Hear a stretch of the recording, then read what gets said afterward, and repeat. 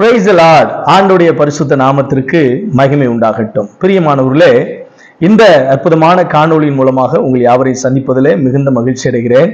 இன்றைக்கும் இந்த ஜூலை மாதத்திற்கான வாக்குத்தத்த செய்தியாக 1-2 நிமிடங்களில் கர்த்தருடைய ஆவியானவர் எனக்கு சொன்ன ஒரு அற்புதமான வார்த்தை, என்னை ஆறுதல் படுத்தின, என்னை தைரியப்படுத்தின ஒரு அற்புதமான தேவனுடைய வார்த்தையை உங்களோடு நான் பகிர்ந்து கொள்ள விரும்புகிறேன்.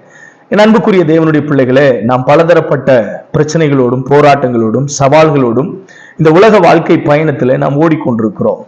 நம்முடைய வாழ்க்கையில் தேவனுடைய வார்த்தை என்பது நாம் தளர்ந்து போகிற நேரங்களில் நம்மை சத்துவப்படுத்துகிறது. தேவனுடைய வார்த்தை நமக்குள் ஒரு புதிய நம்பிக்கையை கொடுக்கக்கூடியதாக இருக்கிறது.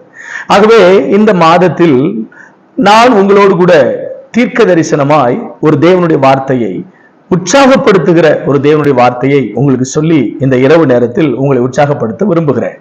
பிரியமானவர்களே, நான் ஆண்டவருடைய சமூகத்தில் காத்திருந்து ஜெபித்த போது ஆண்டவர் மிக துல்லியமாய் என்னோடு நேற்றைய தினத்தில் பேசின ஒரு வார்த்தை, யோவான் புஸ்தகம் 14ஆம் அதிகாரம் அதனுடைய 18வது வசனம் இவ்விதமாய் சொல்கிறது: நான் உங்களை திக்கற்றவர்களாக விடேன், உங்களிடத்தில் வருவேன்.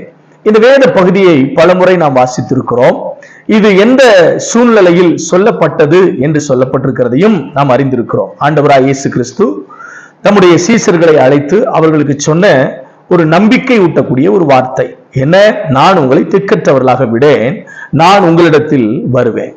என் அன்புக்குரியவர்களே, ஆண்டவராய் இயேசு கிறிஸ்துவனுடைய இந்த உலக வாழ்க்கையை முடித்து உன்னத தேவனோடு பிதாவின் சித்தத்தை நிறைவேற்றி அவர் பிதாவாகிய தேவனோடு கூட இணைய போகிற அந்த கடைசி தருணம், கடைசி காலம், அந்த காலகட்டத்தில் தம்முடைய சீசர்களை அழைத்து 3.5 ஆண்டு காலம் என்னோடு பயணித்திருக்கிறீர்கள், நான் இப்பொழுது என் பிதாவினுடைய வீட்டிற்கு போகிறேன், அங்கே போய் உங்களுக்காக ஒரு வாசஸ்தலத்தை ஆயத்தப்படுத்தி நான் திரும்பவும் வந்து உங்களை அந்த இடத்திற்கு அழைத்து செல்வேன்.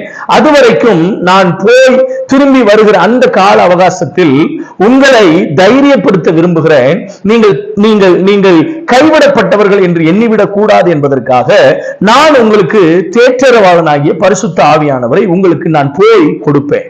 நான் போவேனே ஆகில் அவர் உங்களுக்கு வருவார், அவர் வந்து உங்களை சகல சத்தியத்துக்குள்ளும் நடத்துவார் என்று சொல்லி அவர்களை தைரியப்படுத்துவதற்காக, அவர்கள் சோர்ந்து போய் விடக்கூடாது என்பதற்காக, அவர்களை உற்சாகப்படுத்துவதற்கு ஒரு வார்த்தையை கொடுக்கிறார்.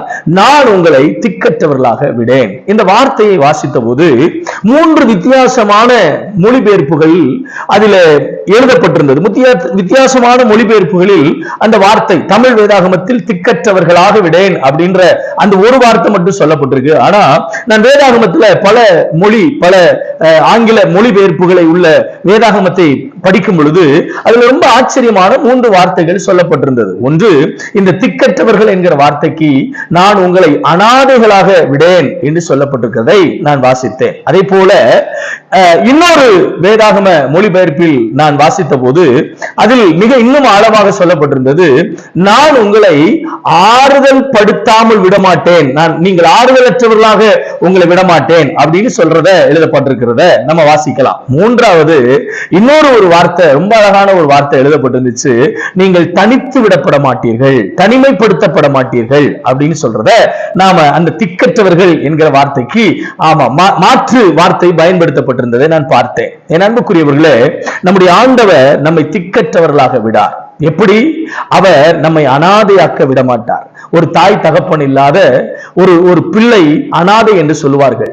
என் அன்புக்குரியவர்களே, ஒருவேளை இன்றைக்கும் நம்முடைய சூழ்நிலையானது திக்கற்ற ஒரு நிலைமையில், நான் இப்படி சொல்லுவேன், நம்மை ஆதரிப்பதற்கோ நம் மீது அன்பு செலுத்துவதற்கோ நம்ம கேர் பண்ணிக்கிறதுக்கோ ஒரு ஆளு இல்லையே அப்படின்ற மாதிரியான ஒரு நிலைமை வரும்போது, மற்ற எல்லா உறவுகளும் நம்மை விட்டு விலகி போகும்போது நாம் அனாதைகளை போல ஒரு உணர்வு வரும். ஆண்டவர் சொல்றாரு, இந்த உலகத்துல யார் உங்களை விட்டு போனாலும் அவர் உங்களை விட்டு போகவே மாட்டார்.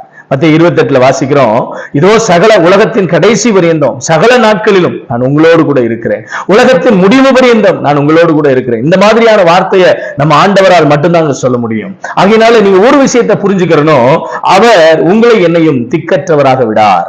திக்கற்றவர்களாக விடார் அப்படின்னா உங்களை என்னை அவர் அனாதையாக விடார். நல்ல தகப்பன் நமக்கு இருக்கிறார். வேதம் சொல்லுகிறது, அன்றியும் அவருடைய நாமத்தின் பேரில் விசுவாசம் உள்ளவர்களால் எத்தனை பேர் அவரை ஏற்றுக்கொள்கிறார்களோ அத்தனை பேரும் அவருடைய பிள்ளைகளாகும்படி உங்களுக்கு அதிகாரம் கொடுத்திருக்கிறார். நான் சொல்றேன், இந்த உலகத்தில் இருக்கிற தாயினுடைய அன்பு, தகப்பனுடைய அன்பு, பிள்ளையினுடைய அன்பு, உற்றாருடைய உறவினருடைய அன்பு மாறலாம். உங்கள் மேல என் மேல வச்சிருக்கிற ஆண்டவராய் இயேசு கிறிஸ்துவினுடைய அன்பு ஒருபோதும் மாறாது.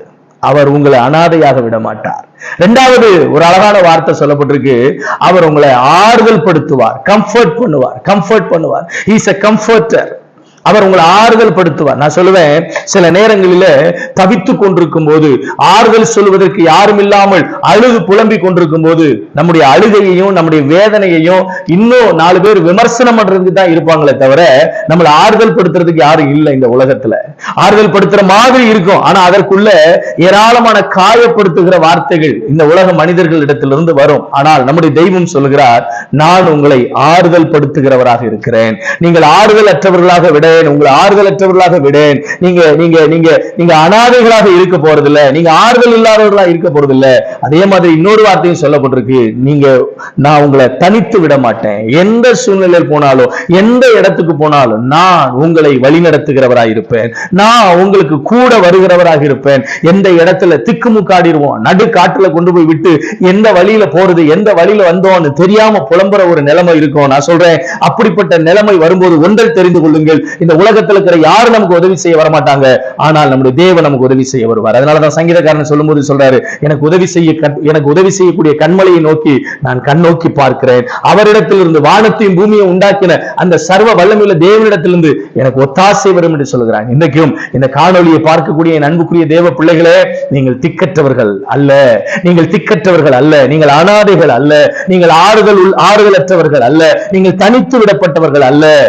கர்த்தர் உங்களோடு கூட இருக்கிறார். நான் சொல்லுவேன், என் அன்புக்குரிய தேவ பிள்ளைகளே, இந்த ஆறுதல் படுத்தக்கூடிய, இந்த தனித்து விடப்படாத, கூடவே வரக்கூடிய இந்த அற்புதமான தெய்வம் நம்மோடு கூட இருக்கும்போது நம்முடைய வாழ்க்கையில நாம் பயப்பட வேண்டிய அவசியம் இல்லை. நமக்கு ஆதரவு சொல்வதற்கு யாரும் இல்லை என்று கலங்க வேண்டிய அவசியம் இல்லை. ஆண்டவர் உங்களை திக்கற்றவர்களாக விடார். தைரியமாயிருங்கள். இந்த மாதம் நீங்கள் நடக்க வேண்டிய வழியை அவர் உங்களுக்கு காட்டுவார். நீங்கள் தைரியமாயிருங்கள், உங்களை அவர் ஆறுதல் படுத்துவார். நீங்கள் தைரியமாயிருங்கள். அவர் தாய் தகப்பன் இல்லாத பிள்ளைகளை போல நீங்கள் இருக்கிறீர்களா?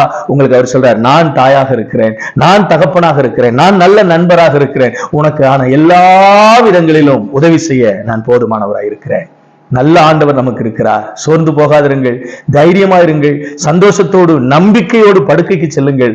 கர்த்தர் புதிய வழியை உங்களுக்கு திறந்து அற்புதம் செய்ய போதுமானவராக இருக்கிறார். ஜெபிக்கலாமா? வானத்தையும் பூமியும் உண்டாக்கின எங்கள் சர்வ வல்லமையுள்ள தேவனே, நீர் எங்களை திக்கற்றவர்களாக விடீர். ஆண்டவரே, நீர் எங்களுக்கு ஒரு நம்பிக்கையை கொடுத்திருக்கிறீர். நாங்கள் ஆறுதல் அற்றவர்கள் என்று சொல்ல முடியாது, நாங்கள் அனாதைகள் என்று சொல்லக்கூடாது, நாங்கள் வழி தெரியாமல் திக்குமுக்காடுகிற ஆண்டவரை தவிக்கக்கூடிய தனித்து விடப்பட்டவர்கள் என்று சொல்ல முடியாது.